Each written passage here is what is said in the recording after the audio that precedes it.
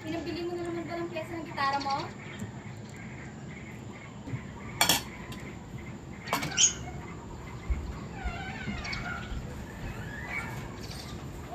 Baba ka naman pinang-study mo. Diyos ko, Berto! Hindi ka na ba titino? Palagi na ba tayong ganito? Ha? Wala ka talagang kwenta. Lumayas ka na at huwag ka nang babalik-balik ako ng kasi.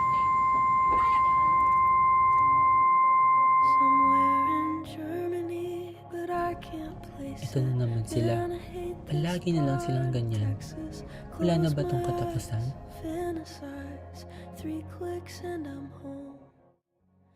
Dito na lang ako. Mas masaya dito. Hindi ko sila nakikinig.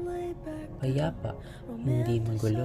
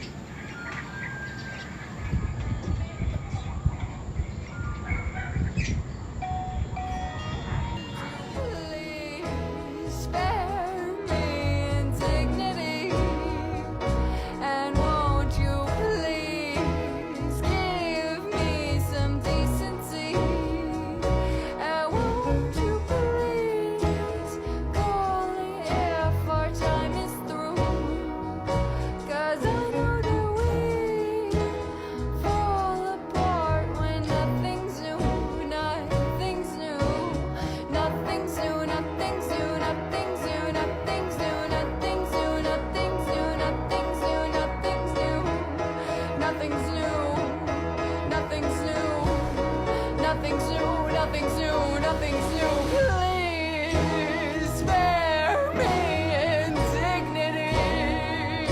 And won't you please give me some... Ang iingay nila. Ewan ko ba kung bakit ang dali nilang tumawa. Parang ang simple lang ng lahat para sa kanila. O sanay lang talaga akong mag-isa. Nakakapagod ng palaging ganito.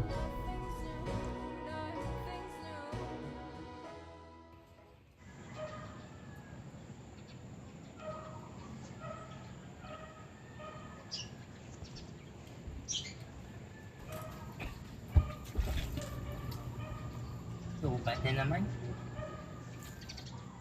Nasaan naman ba yung charger ko?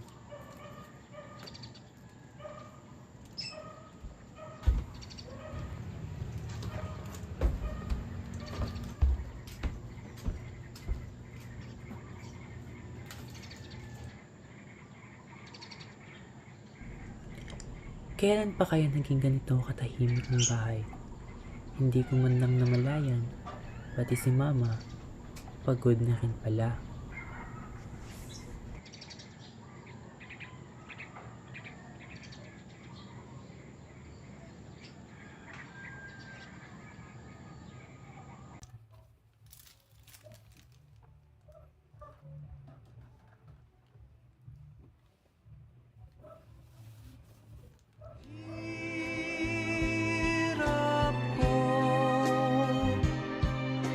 Sana'y pakinggan ang pakiusap ko sa'yo.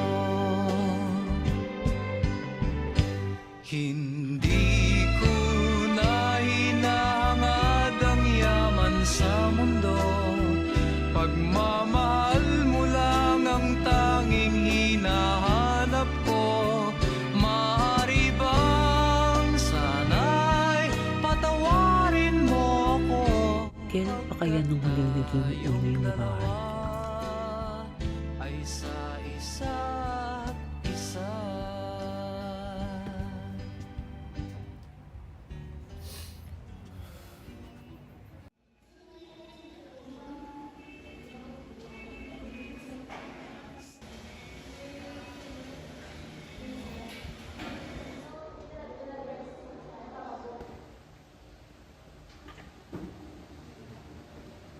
Uy, may boyfriend ka? Ikaw, wala. May boyfriend ka? Wala.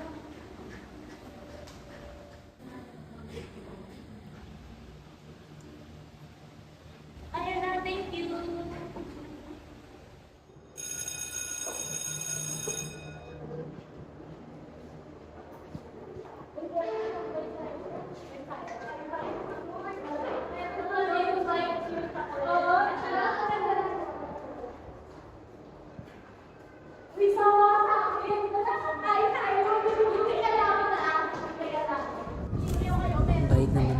akin.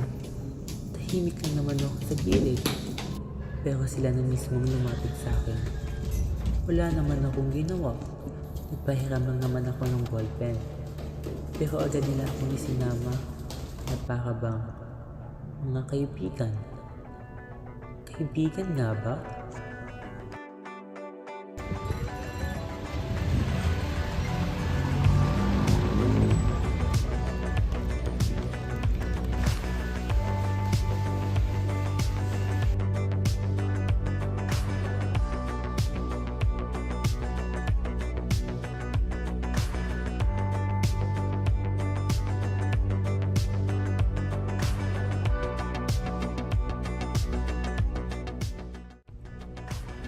Sasali ba ako sa kanila? Di ba nakakahiya? Do I really belong with them?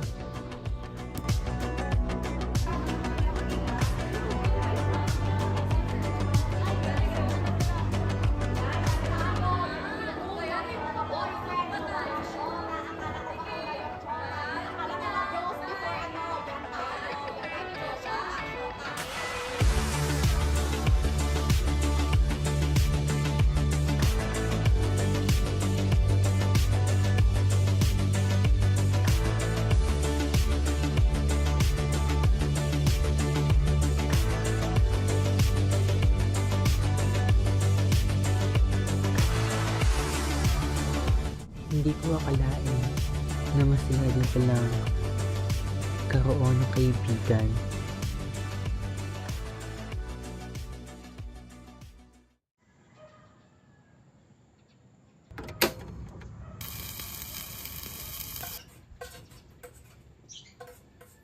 Pagising ka na pala ma. Nakakain. Kumusta naman yung pag-aaral mo? Okay naman.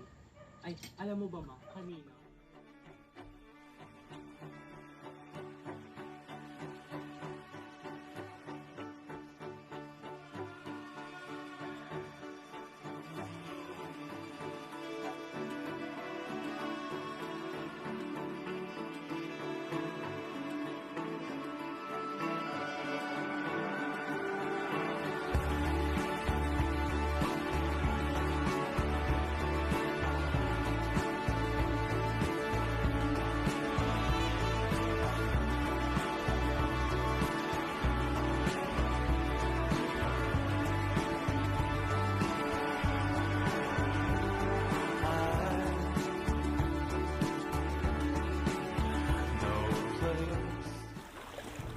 Hindi lahat ng tao na tila nalulunod sa mundo ng screen ay masasabing adik na rito. Ang ilan ay naghahanap lamang ng kalinya at lipangan upang makatakas sa magulong ingay ng kanilang paligid. May mga oras naman na hindi na nila napapansin ang mga nangyayari sa kanilang paligid. Hindi na nila nakikita na may mas malawak at mas makabuluhan pang buhay sa labas ng kanilang mga screen. Pagkamulat, ito ang kailangan para muli nilang mapagtanto na kahit gaano man ka nakakaakit ang mundo ng screen, ang tunay na buhay ay dapat harapin. Napagtanto ko na ang mundo sa loob ng screen ay panandaliang saya lang ang kayang ilikat. Pero ang totoong mundo, gaano man ito kagulo, ay ang lugar kung saan ako tunay na kabilang.